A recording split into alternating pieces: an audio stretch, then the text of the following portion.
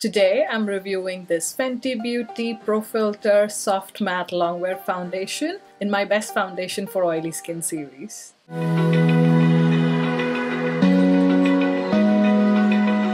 By the way, if you find these foundation reviews useful, please don't forget to hit that like button and also consider subscribing. Hey guys, this is Sneha here at Beautylashes19, and on this channel you're going to find product reviews and also beauty tips and tricks. So if that's something that interests you, please consider subscribing. Today I'm reviewing yet another foundation in my Best Foundation for Oily Skin series, and today's foundation is this much hyped about Fenty Beauty Pro Filt'r foundation.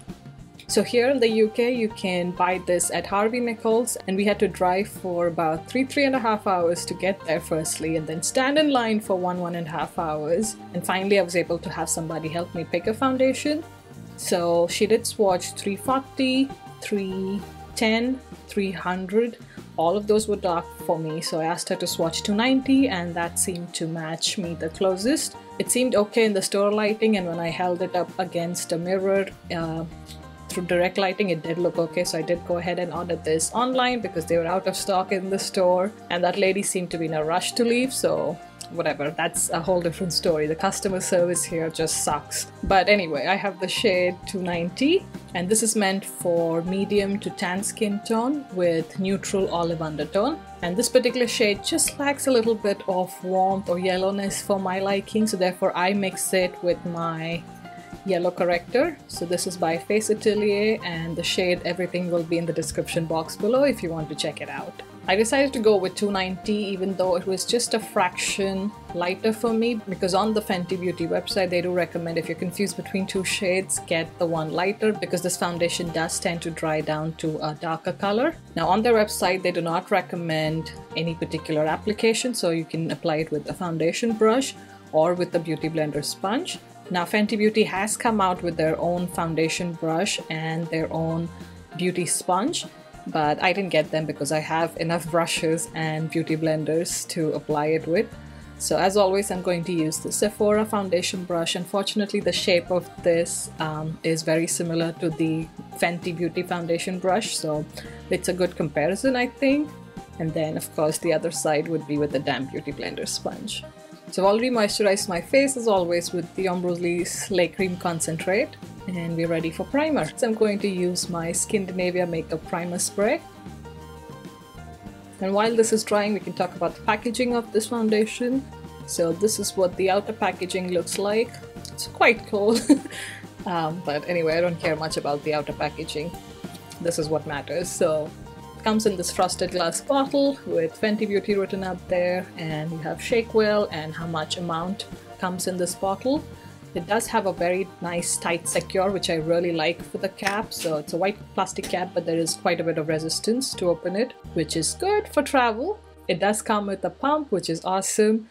You can control how much foundation you want to use at a time. Now the frosted glass bottle is good because you can also see how much foundation you've used. Now this foundation retails for £26 in the UK or $34 US.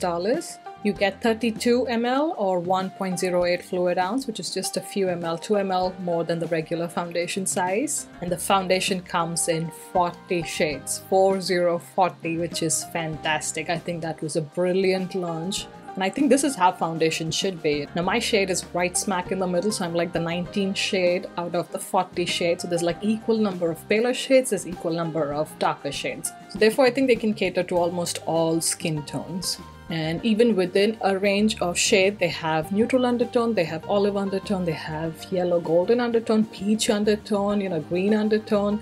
So a lot of research and thought process did go into creating this foundation, and that's how it should be, in my opinion. So well done Rihanna and her team, you guys did amazing on the foundation line. Now the formula is oil-free, paraben-free and phthalate-free. So I'm going to take one pump of the foundation, and they do recommend shaking it really well. So let's give it a good shake. And this is what the shade looks like. As you can see, the foundation is quite runny. It reminds me of the Giorgio Armani Luminous Silk. It's like the Giorgio Armani Luminous Silk foundation had a soft matte baby, and this is what it would look like. The texture is very similar. So I'm going to mix a tiny amount of the yellow corrector. So this is what the foundation looks like once I've added the corrector. Let's start with one side. I'm going to go in with the brush. I am not color correcting just because I want to see what the coverage of the foundation is on its own.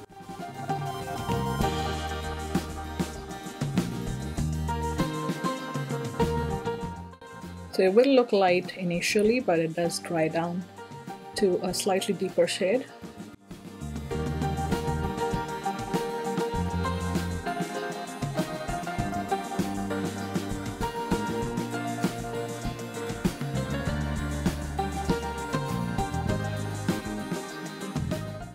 I don't know why on camera it looks a little too light for me. It looked okay yesterday when I applied it. Let's go in with the remaining foundation on the other side with the damp beauty blender sponge. It started to dry up, so you want to work fast with this foundation.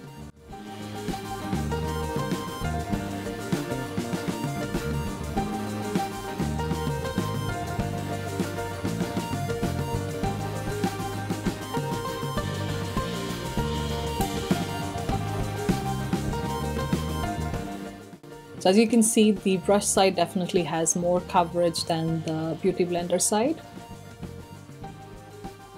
I'm just going to quickly switch off my ring light. I'm just going to turn that off and see if it makes a difference to how the foundation is looking. So this is what the foundation looks like in natural sunlight without the ring light. So I'm just going to build up on the coverage because I don't plan to use any concealer today. I just want to see how much more coverage the foundation can give me. I'm going to take another maybe half a pump or something. I'm going to first add more on the beauty blender side. I definitely need more coverage here. Building up beautifully. Do you guys see that?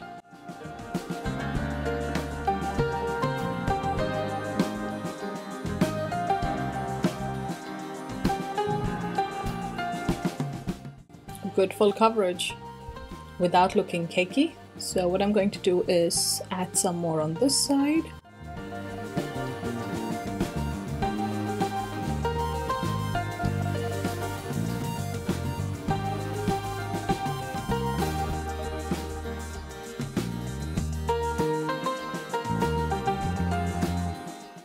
So this is what the two sides look like once the foundation has been built up to a full coverage.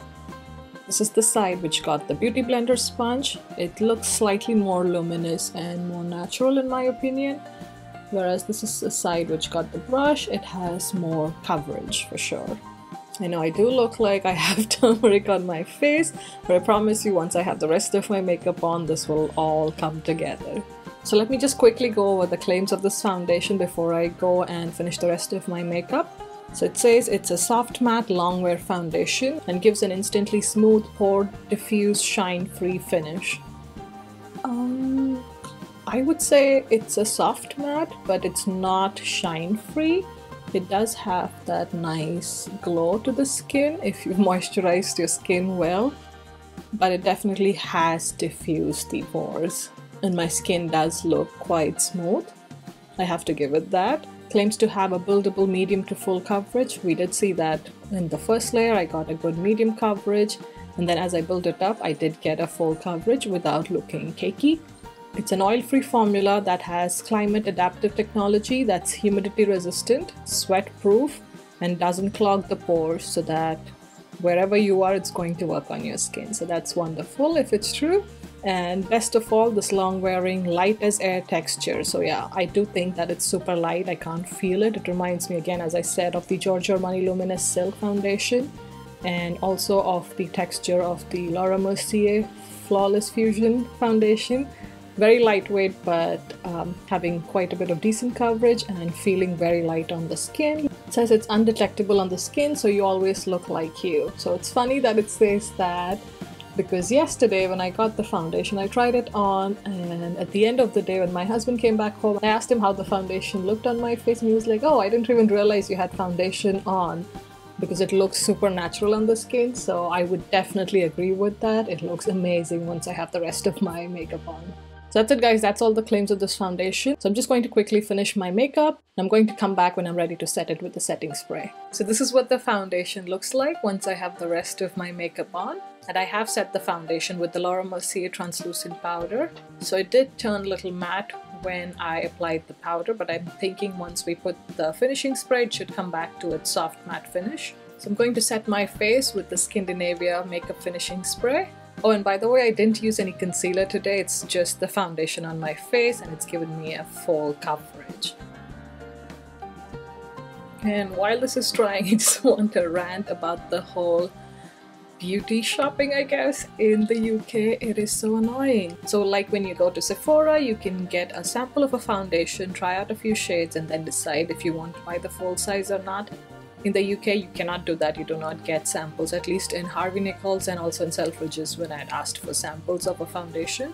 Secondly, in Sephora, if the shade is not right for you or you do not like the foundation for some reason, you can always return it and get a full refund or, switch out the shades. Here you cannot do that.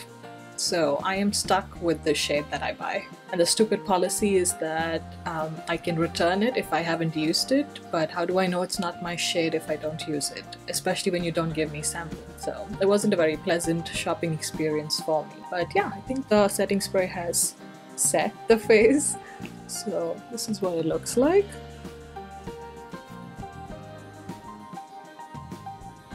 So some of the luminosity that the foundation had when I first put it on has come back.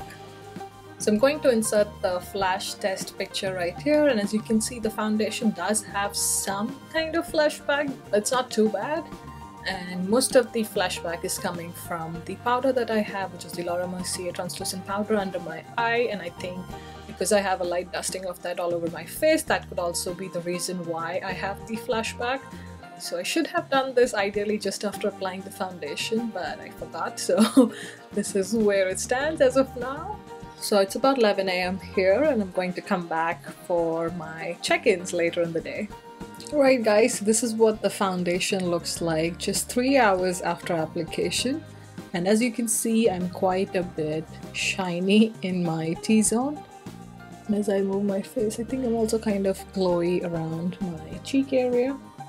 So far nothing has separated on my face. It's only been 3 hours though, but I do see some settling into my smile lines as well. So I am going to go ahead and blot at this stage just to see how much oil is coming through and if the makeup transfers with it. So I'm going to be using my NYX blotting sheets.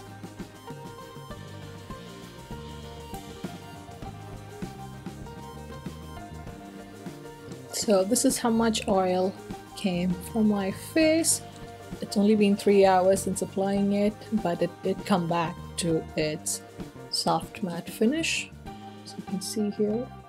Now I do see some collection of foundation around my nostrils, or right in that gap there. To have that, then some of the foundation here where I applied the concealer is kind of, I don't know, looks textured basically.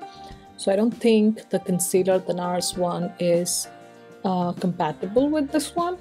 I also have a patch of dry skin right here on my forehead for some reason, and I do see that the foundation is clinging to it and emphasizing it. So I wouldn't recommend this foundation to anybody with dry skin, but otherwise this foundation looks okay at this stage. I'll see you guys again at my next check-in. So this is 6 hours post application. So I'm definitely going to blot again at this stage.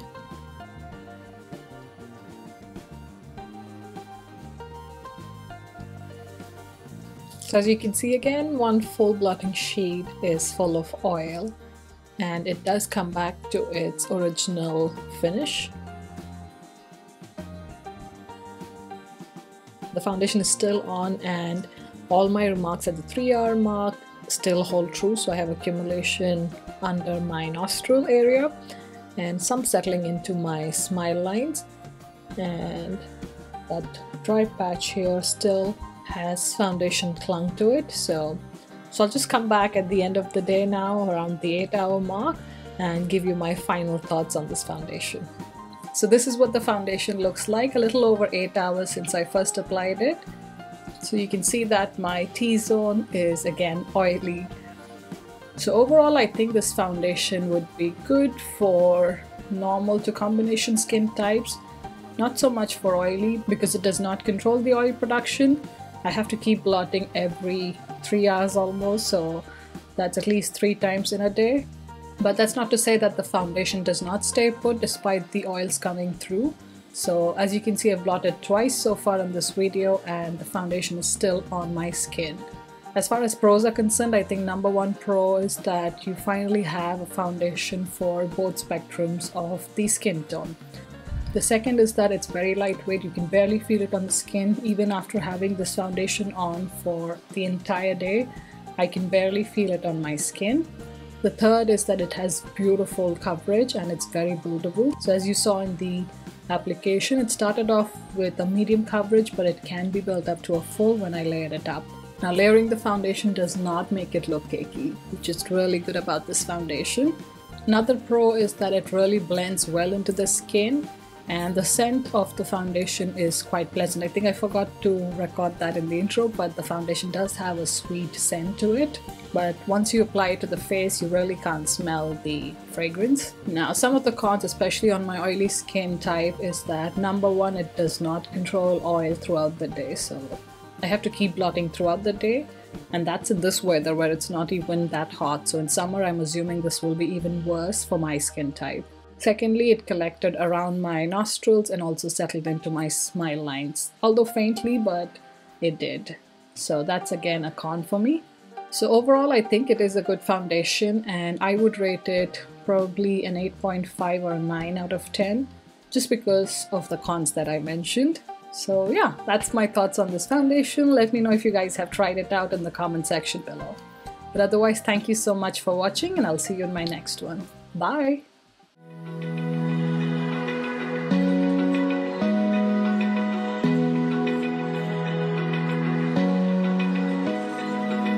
Open eye, feel the waves cut through me.